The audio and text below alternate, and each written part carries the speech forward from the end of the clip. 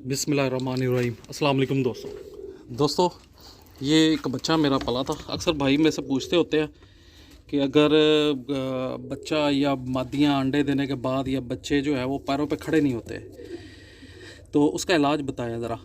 तो पहली बात है, अगर तो आपने कबूतर कॉलोनी में रखे हुए हैं, क्योंकि मैंने तो ये खानों में रखे हुए हैं इसलिए मैं इनको ये समझ के लैदा ही हैं। अगर आपने किसी मतलब खुडे के अंदर इकट्ठे रखे हुए तो आपको उनको लैदा पहले करना पड़ेगा ताकि कबूतर ऊपर चढ़ के उनको और गड़बड़ ना कर दें। तो ये बच्चा जो है ना लाखा, ये 2 दिन से पहले मैंने देखा था तो ये खड़ा नहीं हो सकता था, तो अब माशाल्लाह से ये चल भी रहा है, आहिस्ता से ठीक हो रहा है। 2 दिन से मैंने इसको दिया, तो इंशाल्लाह 2 दिन और दूंगा तो ठीक हो जाएगा। ये फॉलिक एसिड है, ये देख लें, ये 60 रुपये की डब्बी आती है, इसमें बेताशा गोली होती है पीले रंग की। ये आपने रोज़ाना रात को ना एक गोली दे देनी है, बेशक थोड़ी सी दूध के साथ भी दे दें।